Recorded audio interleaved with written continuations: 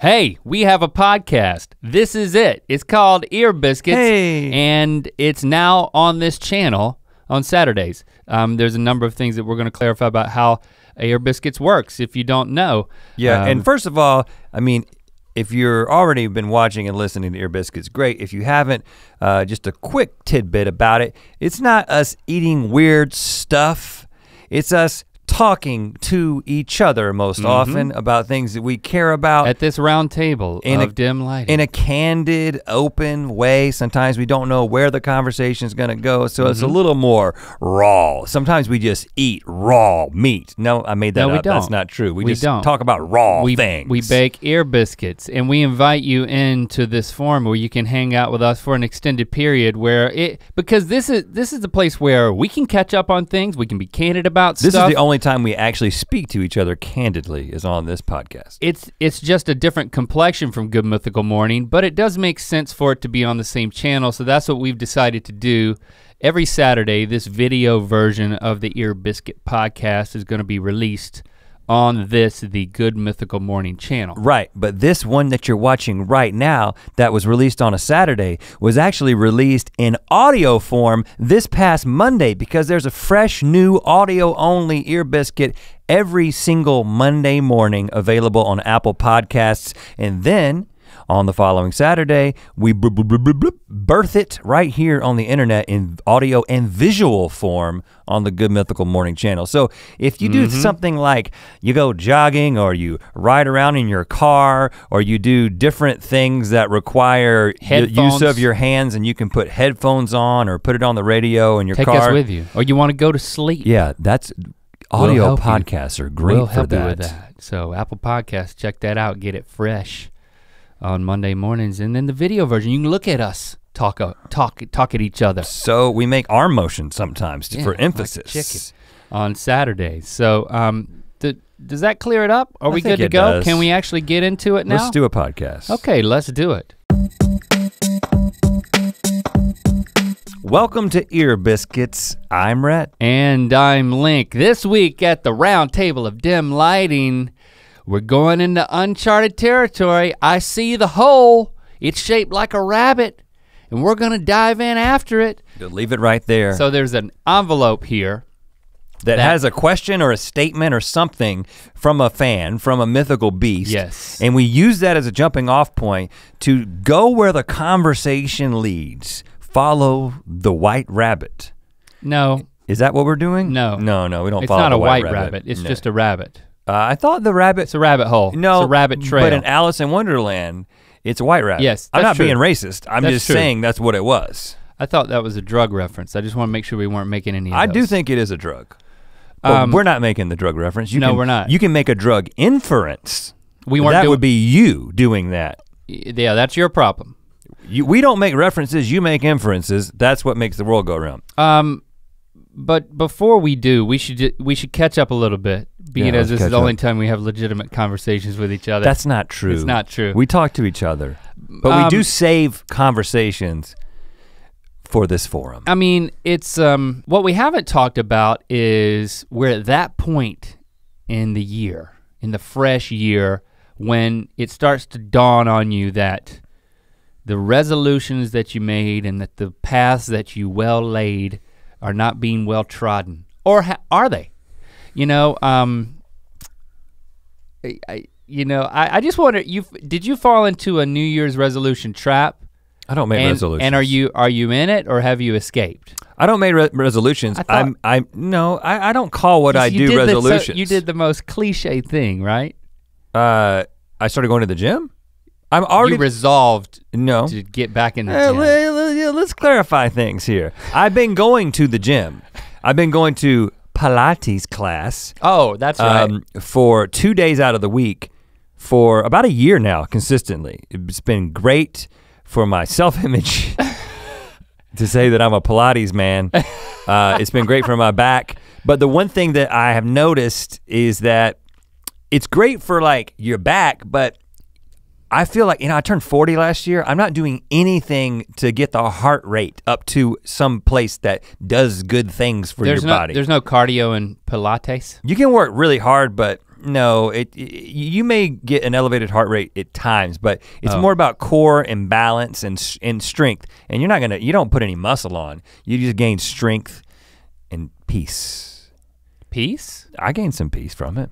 That's what the P in Pilates stands for. It's actually an acronym. Peace, intentionality, love, affection, tension, exceptionalism, and Socrates, because the whole thing is based on Socrates. I made all that up on the spot. That's the kind of thing that happens. But listen, on an ear biscuit. When you say none of it's true. It would have been great, and if you wouldn't have said I made up all. If you don't brag, you bragged at the end, and it just shriveled away, just like your resolution to get in the gym. No. So it's not a resolution.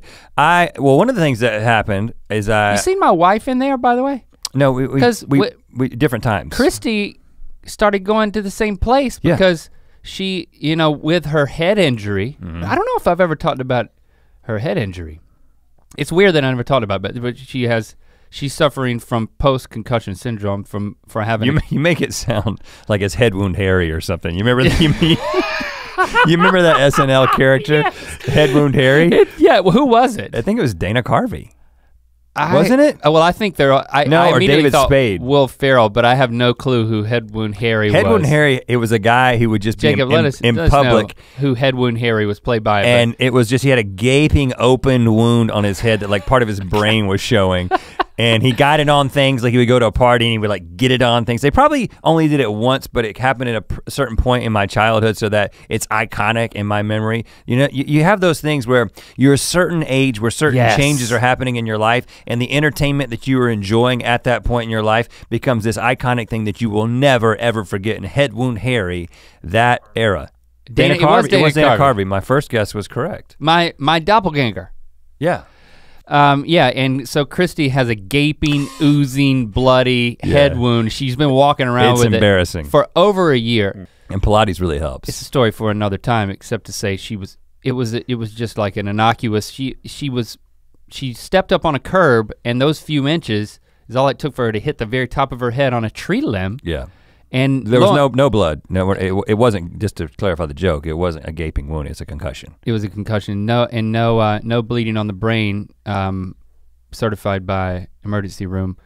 But lo and behold, over a year later, she has post-concussion syndrome symptoms, which is like anyway, she can't go to the gym that I still go to because it's too loud. She has sensory issues.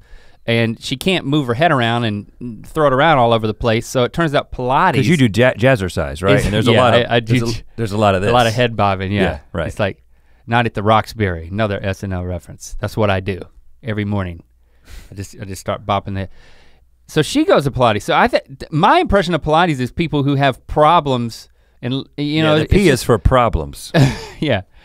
And, like and the I is for intelligence. She has this the sensory brain issues. You have the back issues, and you're all there like Island of Misfit Toys on like some weird Informer.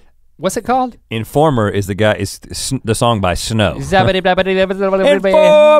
No, it's a reformer. And you never see her there. No, because I go to the men's class and she's a woman. Oh. They don't mix the men and the women's at Pilates. And I used to work out with your wife, They do, Jessie, they just don't at this particular place. And then she bailed on the gym, so I'm the only one left of all three of us who went there. You went there too. Yeah, we all did. Now, let me clarify, because I feel like you're crapping on Pilates.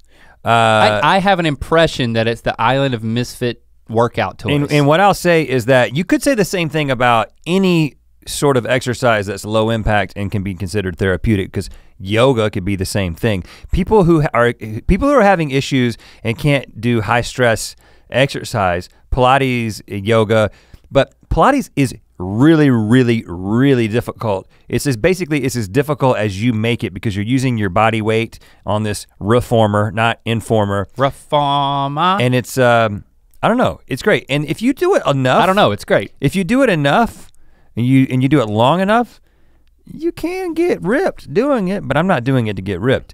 I'm just doing it because I want my back to be functional, and I don't want to be like an 80-year-old man in a 40-year-old's body. But you 40-year-old man in an 80-year-old's body. But you want cardio, so you resolved in 2018 to resolved is the wrong word, because I don't like resolutions, because resolutions fail. what I decided I was going to do is I said I would like to get up at the same time every day because I keep hearing so many people say that you need to get into a rhythm, you need to get up at the same time every single day.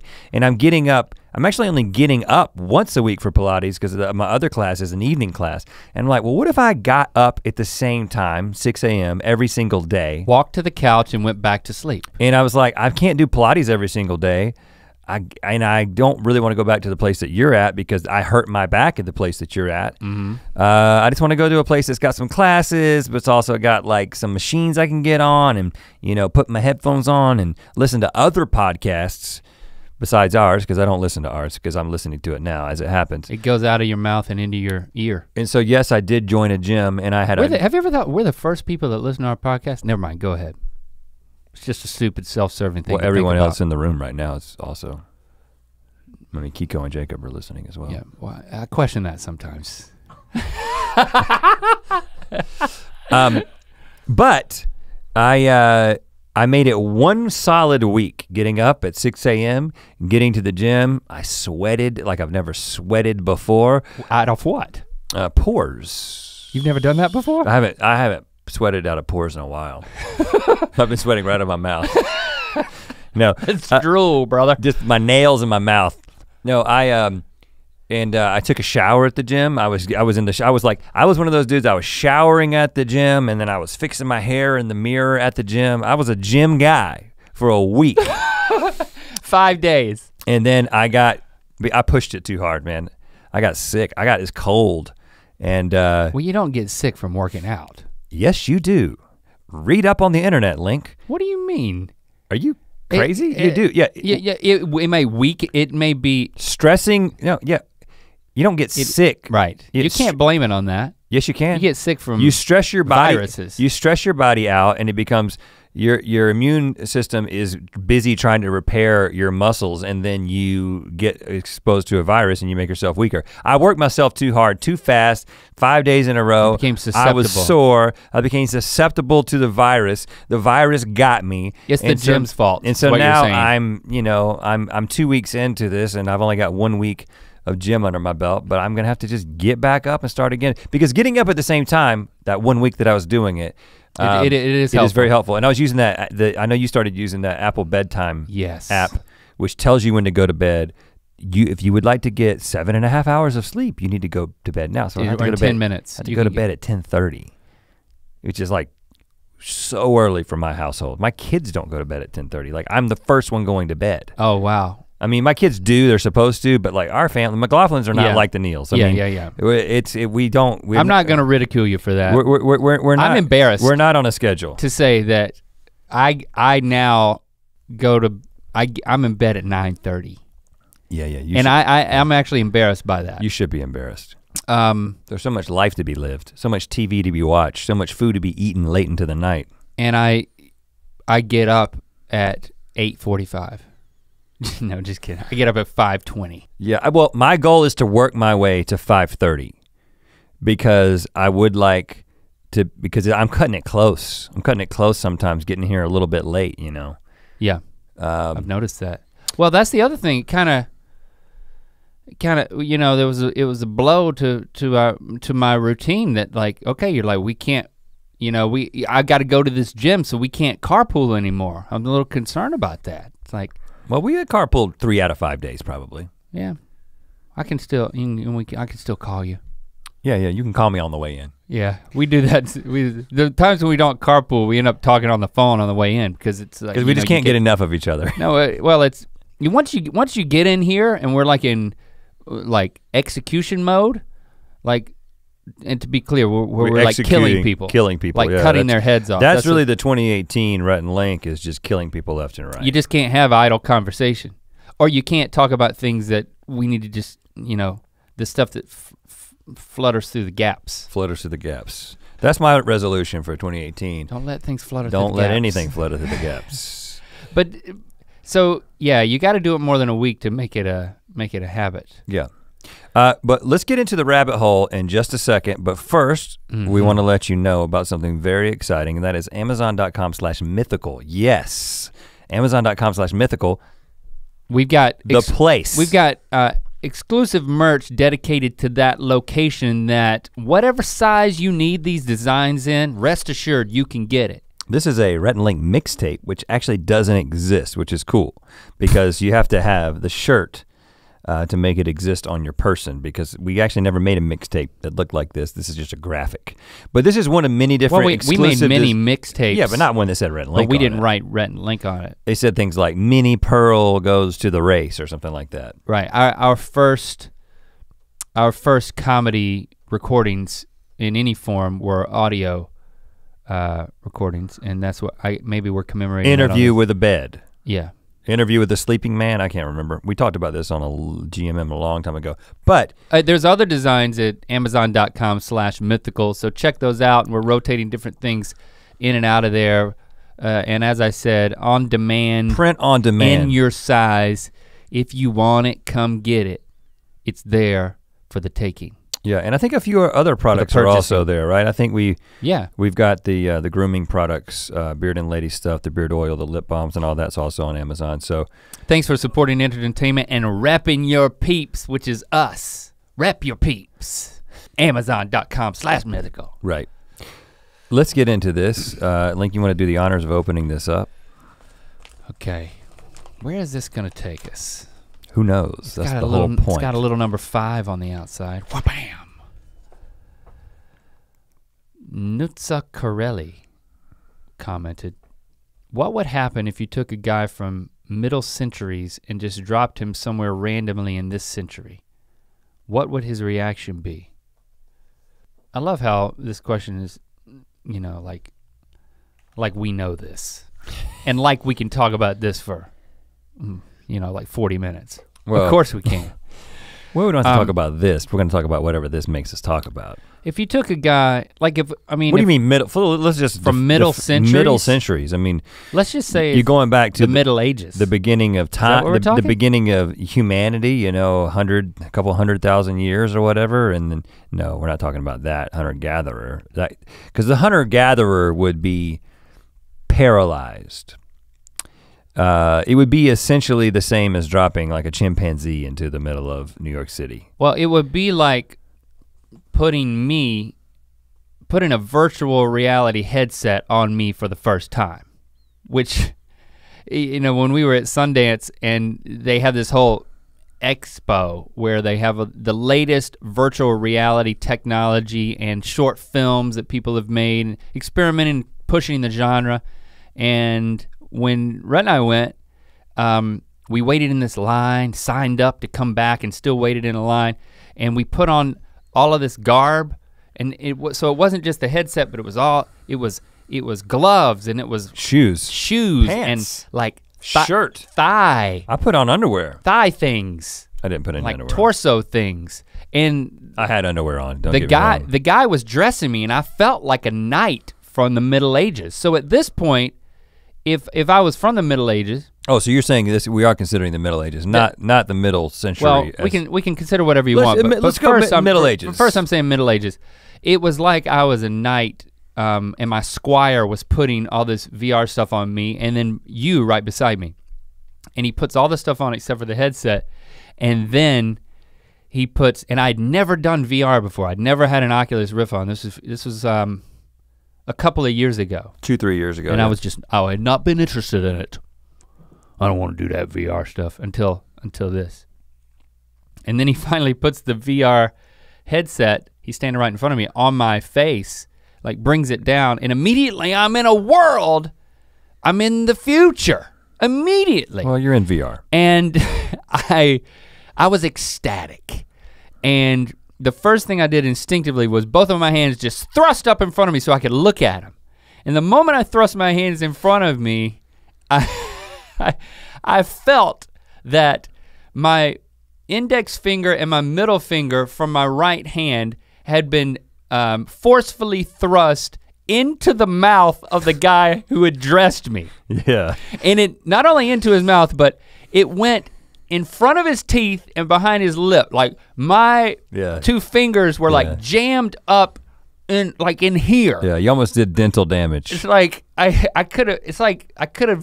I could have broken through to the sinus cavity. Yeah, right. You could have killed him because if you go up high enough, you hit the brain. And I did it so forcefully. And I said, whoa! Then I was like, I'm sorry. And I moved my hand down. Of course, I never saw the guy. He wasn't in the future with me. Right, he didn't have all the gear. And I said, oh, I'm sorry.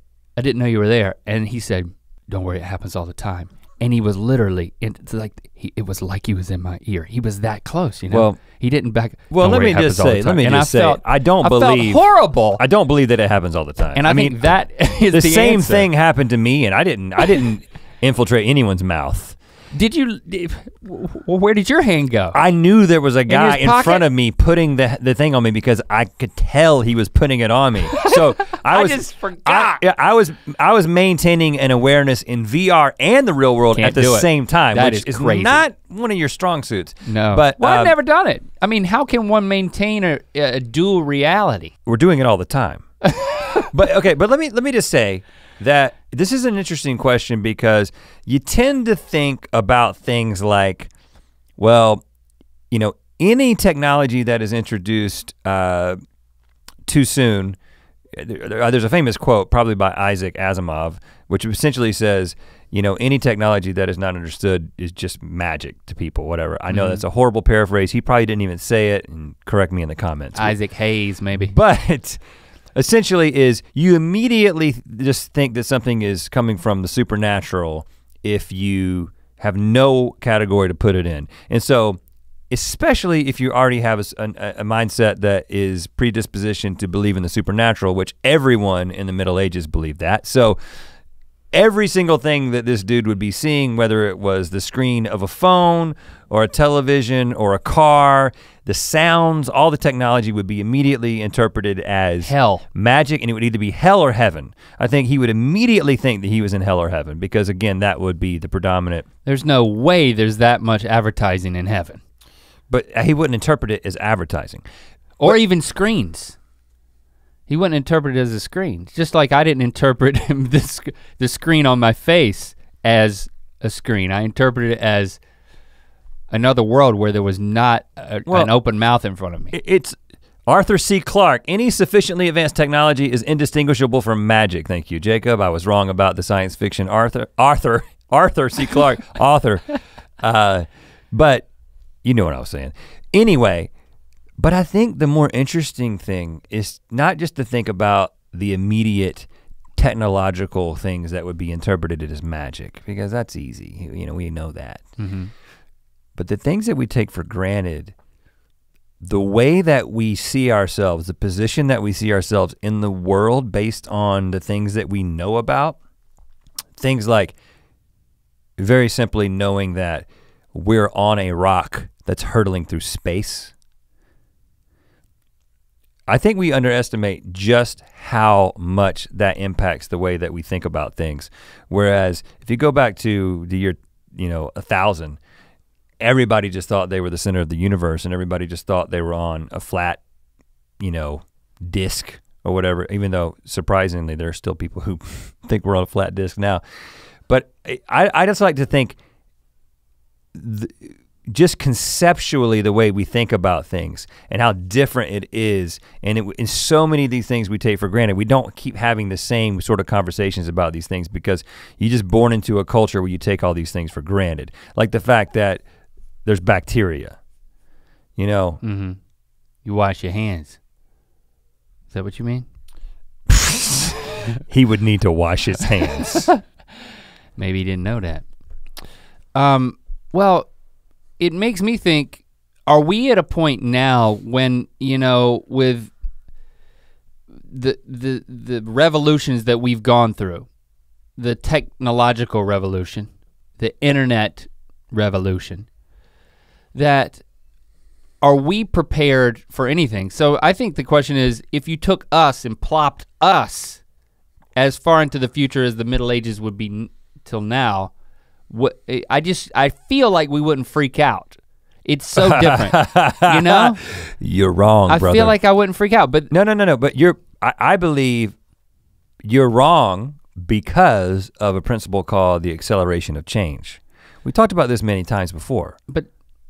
And that is the difference between now and the year 1000 is much less compared to the difference between now and 1,000 years from now.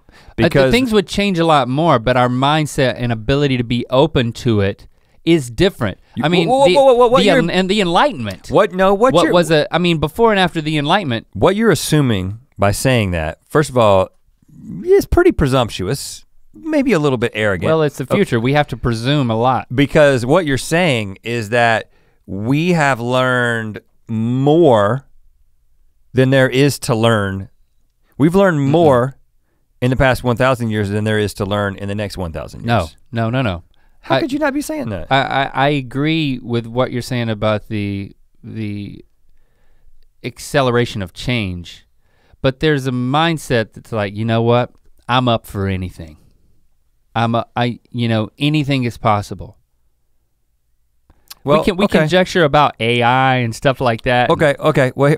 Here's where you might be right. Oh yeah, there's people whose lives are dedicated 110% to conjecturing about things, about the future and all the different things that can happen. What you're saying is now that we're in the middle of a quick changing landscape. Yeah, it's nothing would surprise me. So in other words, if you go back to the middle-aged knight, he had no contemporaries that are like writing science fiction at the time, predicting what was gonna be next. Sure, there might be like a Leonardo da Vinci down the street who was like jumping off of a building and trying to fly.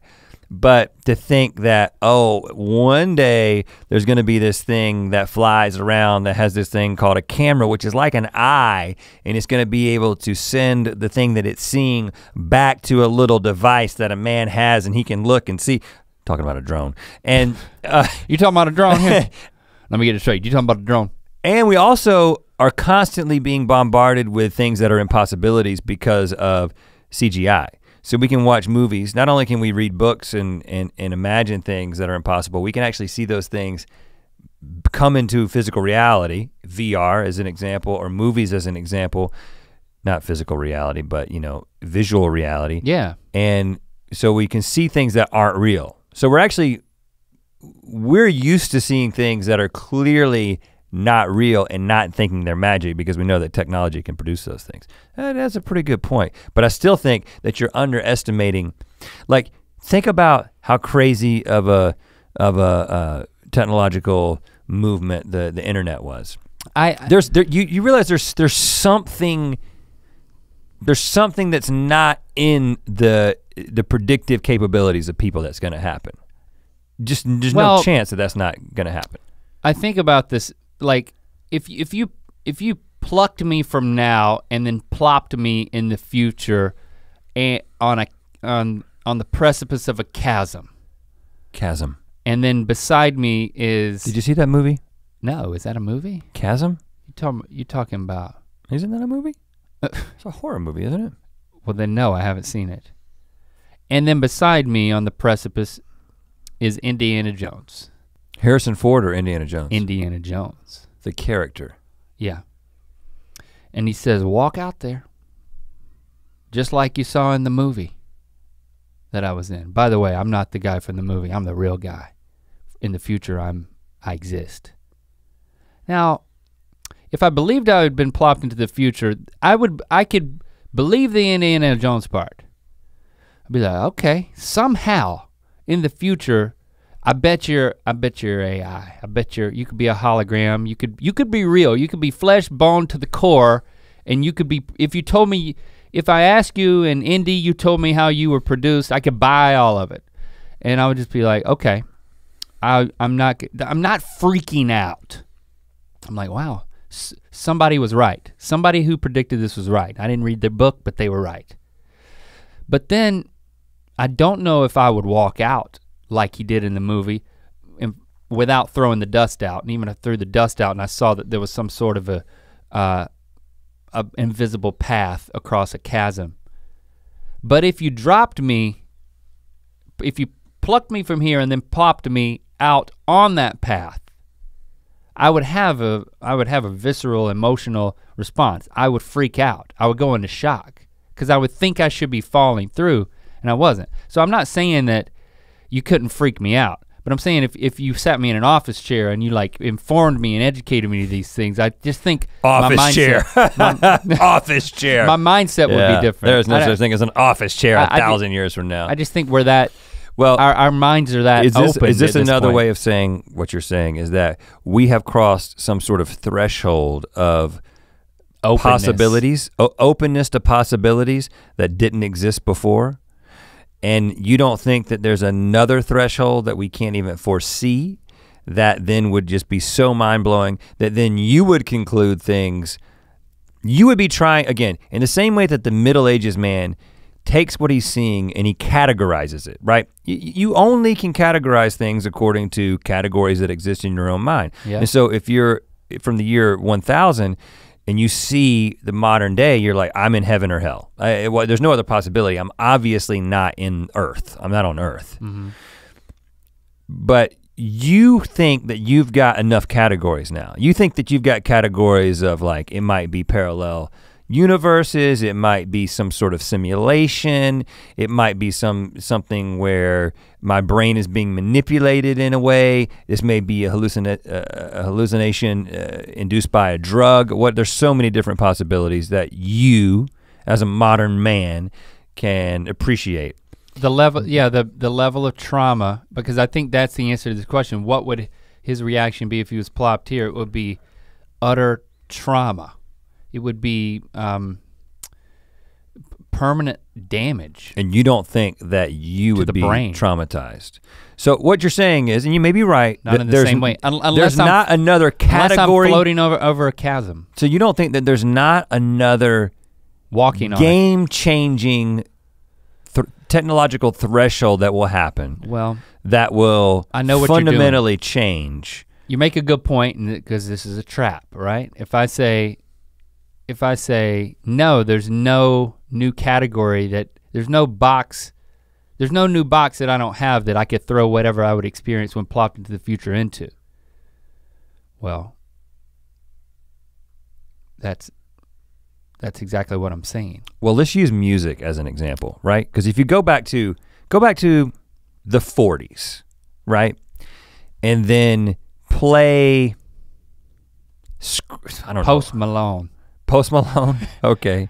since he was hanging around with us. He's on the brain. You play Post Malone for somebody in the 40s. And what, is there, okay, so we know the kind of reaction they would have to that. We can anticipate it would be like, I don't understand what's happening. I can vaguely recognize that there's a couple of words, a beat, but I don't understand why. I don't necessarily, they probably wouldn't categorize it as music, right? Right.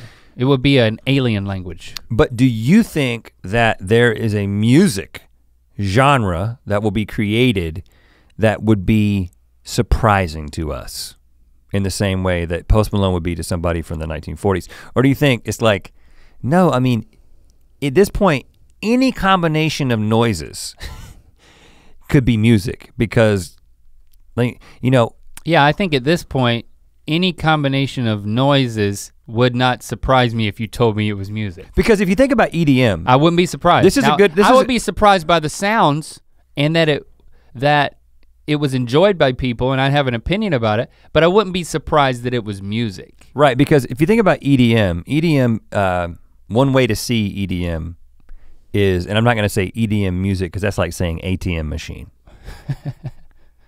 Okay, so I'm just gonna say EDM. Well, that's good of you. And why can't we just call it EM? Because why do you have to dance to it? You know what I'm saying? Do you have to dance to it? Why can't it just be EM? I'm sure there are. You think? I've never heard EM. Everybody says EDM. We're not cool enough to have heard about it. Is there just EM that you don't dance to? I hope so. I've never danced to EDM. We'd probably like it.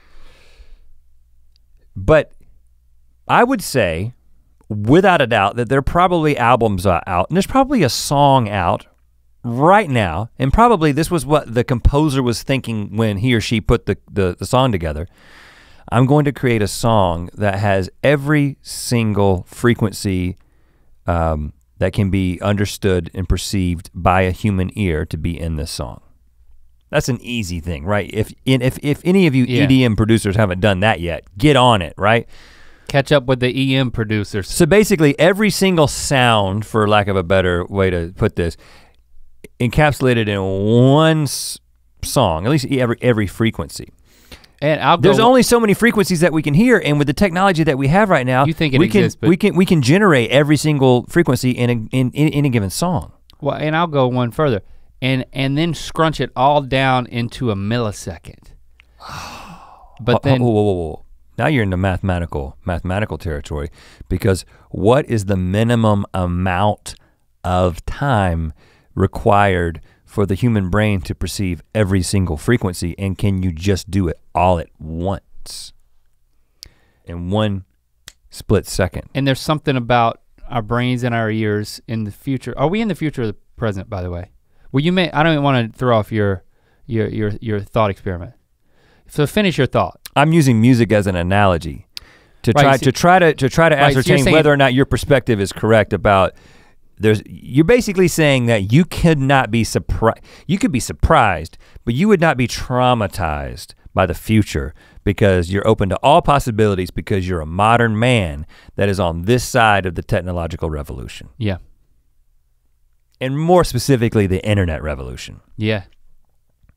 And so I'm saying that music. But and I would say on the precipice of the artificial intelligence revolution. Like I talk to things that aren't listening now because I talk to the freaking Google Home and the Alexa at home. Like They are listening. They are listening. But now I find myself wanting to talk to my sink. We got a fact here. A team of neuroscientists from MIT has found that the human brain can process entire images that the eye sees for as little as 13 milliseconds. Yeah, so then you start writing a song and then you scrunch it into 13 milliseconds, and in the future, somehow our brains have been tweaked or they've been added onto with technology so that you can experience like a world of song in 13 milliseconds. I mean, it wouldn't traumatize me. I wouldn't be like, oh my gosh, I must be burning in hell right now. It's like what I was saying was I talk to my refrigerator by accident now. I'm like, okay, refrigerator, make me a smoothie. It's like I haven't actually said that, but in the same way that like. But you should. But yeah. I mean, we really need that. My kitchen sink. I touch the faucet and it turns on. I don't have to turn the faucet. You know what? So I'm constantly touching faucets now. Other people's because faucets. You got that faucet because I had that faucet. Yeah, that's right. And so I touched your faucet and water came out of it. And now we have that faucet. Like, I gotta have my own faucet to touch. And now we've got that faucet at the office, but you have to touch the base of this faucet where you can just touch any metal part of the faucet. Of faucets. I touch everybody's faucet now.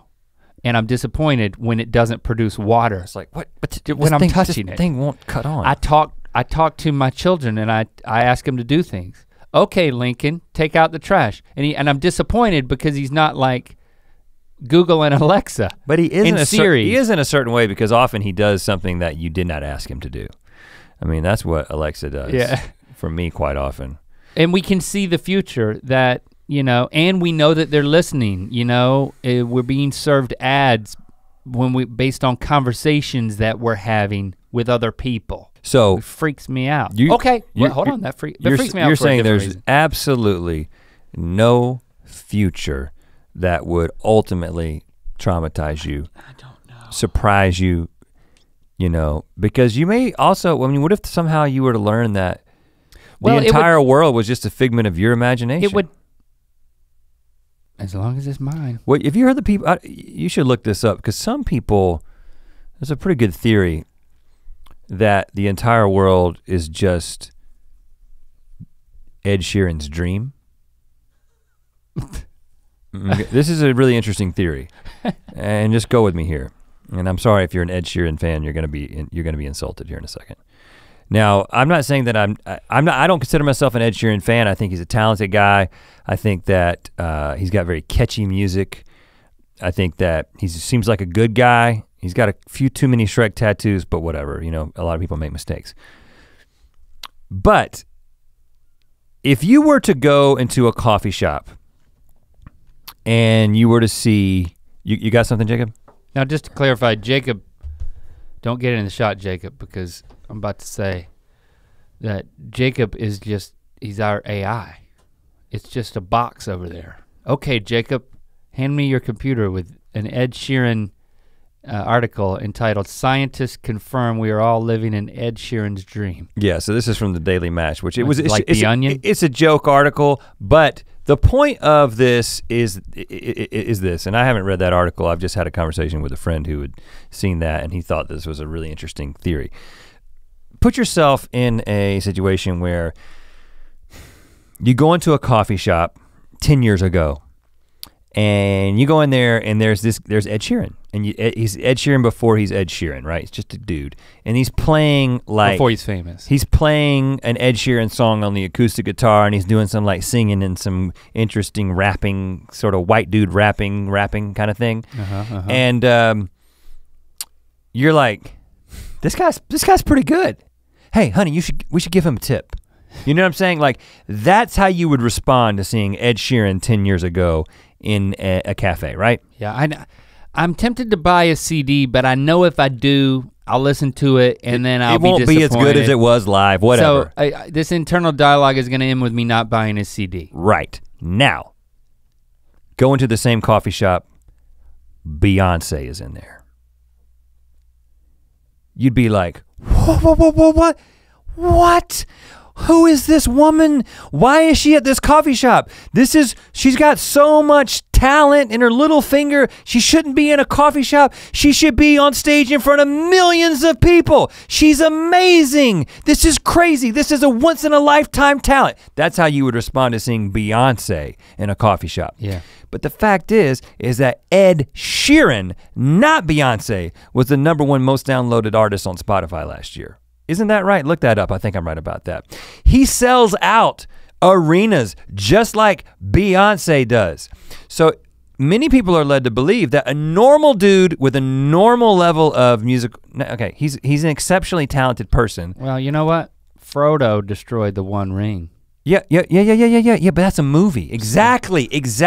That didn't happen in real life. That's a freaking story out of Tolkien's mind. It's really Sam. You know what I'm saying? Which is even worse. Yeah, so you're playing right into this because the story that we all want to tell is that the underdog wins, right? The underdog, but that's what we see in movies. That isn't what you always see in real life. But Ed Sheeran is the classic example of just a normal dude dominating. And so it could be true that this is just me and you, and this whole conversation are just a figment of Ed Sheeran's imagination in the world where he decided that he was gonna be the man. Most streamed artist on Spotify, Ed Sheeran, confirmed fact. You tell me how we don't know that we're not a figment of Ed Sheeran's imagination. Well, the most viewed channel on YouTube is a kid talking about toys. You know? I feel like I can explain that though. Because a lot of children are left just in front of a computer screen and they love to watch unboxing videos of their peers talking about toys. And and parents just leave YouTube on for them just endlessly. That's why so much of the YouTube algorithm, or not algorithm, but just what's popular on YouTube is so driven by kids' tastes. I can understand that. I can explain that, but I can't explain it. The only explanation is that this is his world. I'm just saying that it's plausible. You cannot tell me that it's impossible that we are not just a figment of Ed Sheeran's imagination. No way to prove it. And it makes sense that he would have, just like Ed Sheeran, if this were just all his imagination, within that imagination, he would have two dudes on the internet right now talking about how this was all his imagination because that's the perfect red play. Herring. The perfect play. It's the perfect way to throw you off of his trail. We are being pawned. We are pawns. We are Ed Sheeran's pawns right now, having this conversation, perpetuating this idea that this is we're a figment of his imagination because we are a figment of his imagination. If that's true, we should keep talking about Ed Sheeran and how this is not his world, so that he will continue to make us more popular. Well, this makes me think about the thing that we were talking about the other day, which is, we talk often about whether or not we're in a simulation and how there's really no way to prove it. And, recently some scientists said that they proved that we are not in a simulation, and I read the science in just one article and I was not convinced. But this, the theory goes that at some point in a civilization's timeline, they will have the ability to generate a reality, a virtual reality that is indistinguishable from reality. And if that's gonna happen, it's gonna happen millions of times, and any given civilization will be able to do it millions of times. Just the only limitation is their computing power. Mm-hmm. And Andy's circus will be really busy. Right, and that means that just statistically speaking, that we're probably in one of those simulations because there's gonna be that many more simulations than there are realities, right?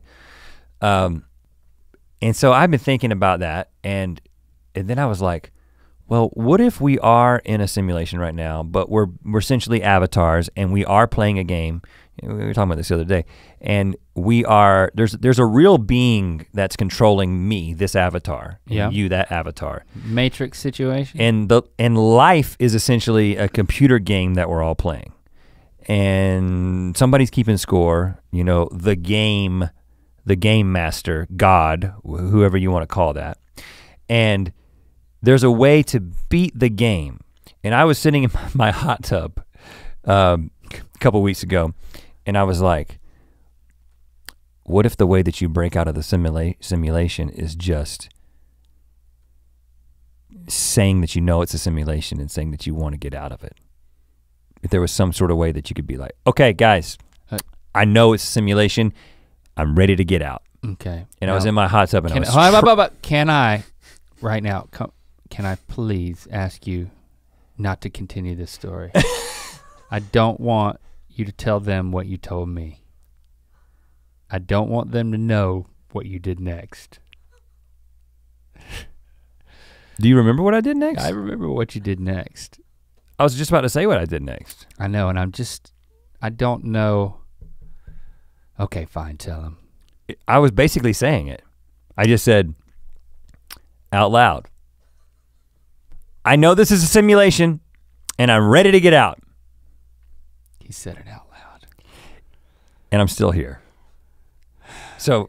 You actually tried it. I did. So either. And you didn't have to tell anybody you did that. No, I did. You didn't have to tell me. That's what the ear biscuits, that's what ear biscuits are about, man. Your secret was safe with me, dude. I was never going to tell anybody. That's what ear biscuits are about. Okay. But let me tell you what I learned by saying that. You could probably cover it up right now. You could back up and you could say, I don't want to back up. You know what? I thought it'd be funny to say it out loud, but I didn't. Because I learned for everybody that that is not the way out of the simulation, okay?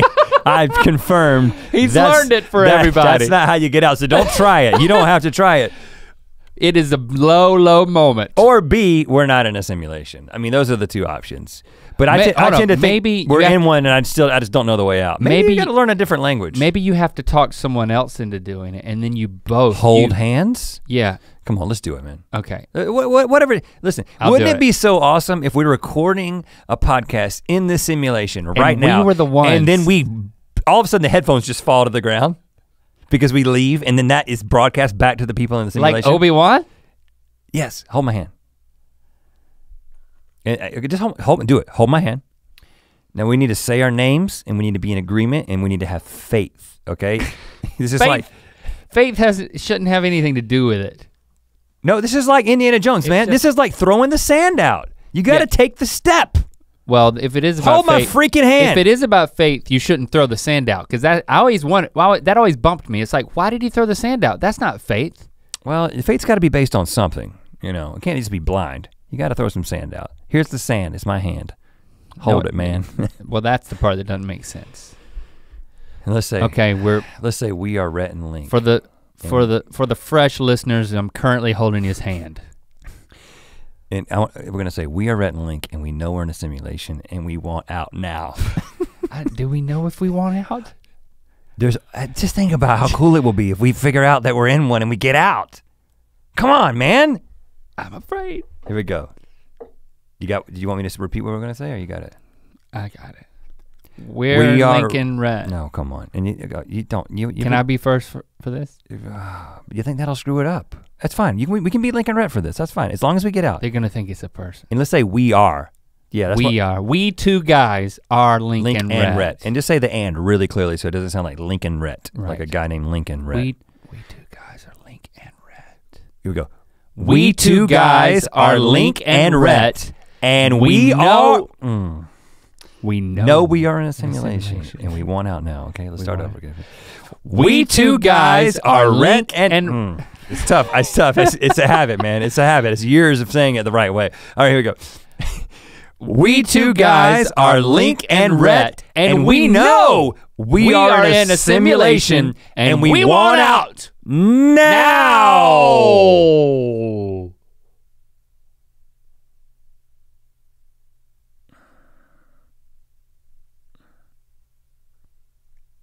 Maybe it takes a second.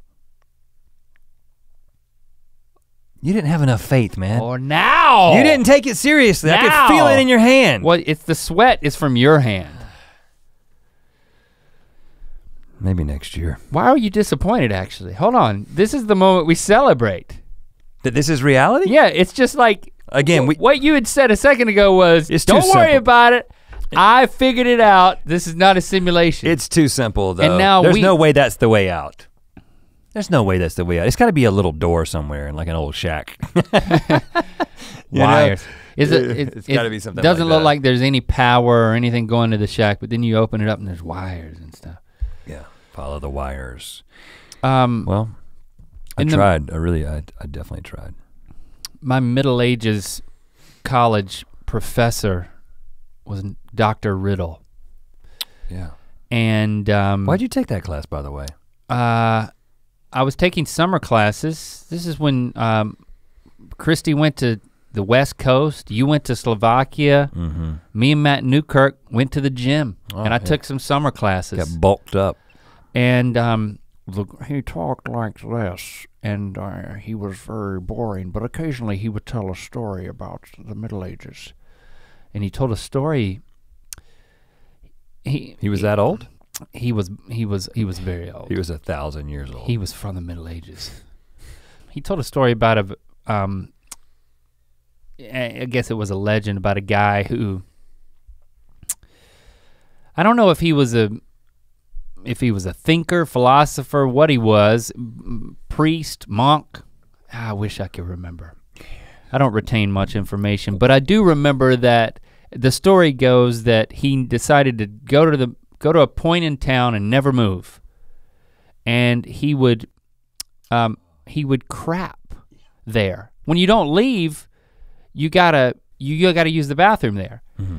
And over many years and many deposits, he created a tower of his own poop. That he sat upon. It sounds like a fable, but I believe that it's true. It sounds like grim fairy tale, but you believe it's true? You believe it was, yeah. So it was like a guy in the Middle Ages who supposedly did this. He was like David Blaine. Yeah. But it wasn't like a weekend in New York City. It was like his whole life. His whole life, and the story had no point that I recall. Well, I think we can. Well, the point is the big pile of poop that he was on. But I was riveted by it. So I asked Dr. Riddle if I could meet him at his office and interview him. Yeah, that was the summer that you had the handheld recorder and you recorded a lot of things. And I got him to retell that story and many other stories, many other Middle Ages anecdotes that I've never gone back to. I Riveting. Think the tape, when we were writing the book, I was looking through a lot of archival stuff that I've kept, and I felt sure that I would have kept the tape, but I never kept it. I never found it, so I guess I must have lost it along the way. I wish I had that tape. That's it? That's it. Well, I don't know why. Well, I think we can draw many conclusions from this. I bet there's something to be learned from that because it sprung up in my mind, and I just thought it was important to tell the story. Well, one conclusion with is no point in mind. You got to keep moving, or else, unless you want to sit on your own poop, You gotta keep moving. You can't stay in the same place for too long. Get a bed sore, or you just, you sit on your own poop. Well, I think analogously, that is a word. Maybe. It relates to the whole question of, back to the question from you've Nutsa. got, you can't stay where you are because you'll just be sitting in a pile of your own crap. It will not end well for you. You'll be high atop your own crap. You gotta be as open as you can so you can decrease your chances of being plopped into a place in the future where you're gonna freak out and become shell-shocked, a shell of a person. Is there something we can do to not be this Middle Ages guy? And is that a virtue? Well, I think what you're saying is that if you want to boil this down to a life lesson, is that what you're trying to do? I'm trying to bring it full circle and answer Nutsa Corelli's question. To make it practical? Well, we've already answered the question. But to make it practical, if you can get to a certain threshold in your own mind where you are willing to be open to the possibilities of all your disparate futures, so that nothing that happens to you, no matter how good, no matter how bad, will be traumatizing in quotes, because sometimes it's just gonna be traumatizing, literally, physically. You get a horrible disease or you're in an accident, things that we can't avoid. But can you get your mind to a place where regardless of what the future holds, you can take it in stride? That is the lesson of the question of Nutsa Corelli. Are we saying that right, or is it Nutsa? Nutsa? I like to say Nutsa. I don't know. This printout does not have a pronunciation guide. Don't be a closed-minded Middle Ages man who would be traumatized by a step 1,000 years into the future. How do we do that? We realize that we're all in a simulation, most likely the figment of Ed Sheeran's imagination.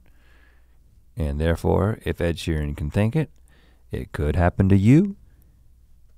And Ed Sheeran can think of a lot of things because he mixes rap with folk. I just, there was not an ounce of there was not just an inkling of myself that thought that maybe we'd pop out of a simulation. I mean, I thought it was fun that we did it, but maybe that's what kept us from it. Exactly. I had a seed. I had a seed of faith. Well, I will say, I had a 0.1%. If you're sitting there all alone and you audibly said that I keep going back to that. Like, it's hilarious to me that what if I would have decided to stop by and you didn't know I was coming over. Well, and you would have had to sneak up on me because I kind of know who's at the pool. And I came back there and I just happened to be walking through. Or I had my eyes open. If Jessie was walking through, I mean, behind you. She wouldn't be surprised. And all of a sudden you were like, she just heard you out of the blue just audibly say, what, how did you put it? I'm Lincoln Rat? I just said, I know I'm in a simulation and I want out now. See, for me, it's, if I got to the point where I knew I was in a simulation, what I would say was, I know I'm in a simulation and I'm good with it. Well, then it's not worth saying at all. That's what I would say. If you can't transition out of it, then it's not even worth acknowledging. Well, I think that couldn't that be a way forward like we're talking about? Well, what you're really talking about is the Morpheus scene in the Matrix, where he's in the white world, where he's given the option to take the red pill or the blue pill, and you can either take the red pill and get out of the Matrix, or you can take the blue pill and go back in.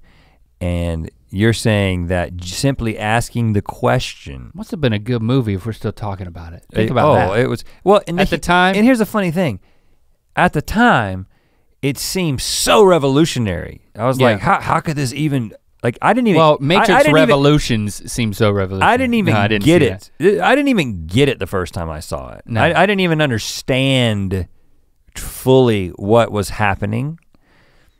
It wasn't until the second time that I really began to realize that the real world like implications that the story had. But the thing is that people like Arthur C. Clarke or Isaac Asimov have been, they've been thinking about this kind of stuff for a long time. And then they died. Yep. And they didn't figure it out.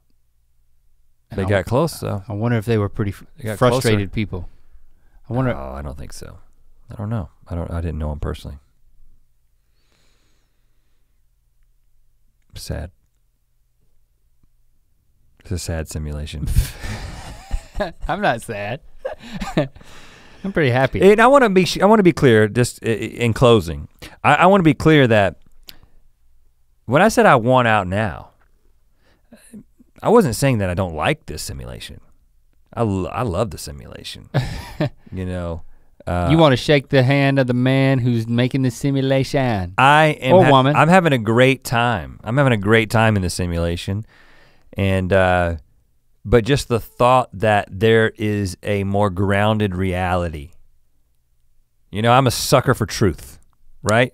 And so even if the truth is unpleasant, even if the truth makes me feel uncomfortable, I tend to try to move towards it. And so I think that if there's a more grounding reality underneath this reality, even if, because I mean, think about it. That could help you. That could help you appreciate, like, if there was a positive motive for the simulation to have been created.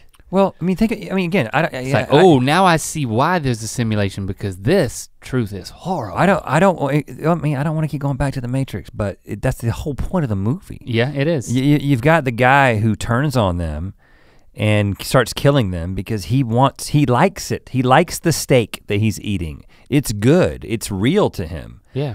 But then, Morpheus's whole idea is that no, the reality, the truth will set you free. The truth is more important than just giving yourself over to the simulation, because ultimately if you follow the truth, wherever the truth leads, you and mankind will ultimately be better off. I have to believe that. Right? No, you do not. I don't have to believe it, but I choose to believe it. And you can also be wrong. Yeah, but so you're saying that I might be in a weird gelatinous pod right now and waking up in that and choking on my amniotic fluid is not a reality that I really want to experience? Yeah, we could simulate that within the simulation and then see how you feel. Let's do that. Let's inception the Matrix. Oh, now you're talking. Yeah. Now you're talking. We're gonna have to get a sleeping bag and some slime. And while we're at it, let's add in a few Transformers. No. Nobody needs that. Well, I think we've solved something today. Hopefully we answered your question, Nutsa. And if you didn't like this one, there'll be another one next week coming right at you. And it'll be different. I don't know how. We won't talk about the same stuff. Yeah. But let us know what you think. Let's continue this conversation with you, Mythical Beast. Hashtag ear biscuits. Yes, let us know your perspective on the stuff that we talked about. Maybe we'll engage on Twitter. I'm not gonna make specific promises, but I'm saying there's a distinct possibility that I or Link or both of us will engage on Twitter. You wanna engage on Twitter? Yeah, let's do it. Hashtag ear biscuits. To hear this ear biscuit in its entirety and make sure you don't miss an episode, follow the links in the description to subscribe on Apple Podcasts or anywhere else podcasts are available. To watch more ear biscuits, click on the playlist on the right. To watch more of our daily show, Good Mythical Morning, click the playlist on the left. And don't forget to click the circular icon to subscribe. Thanks for being your mythical best.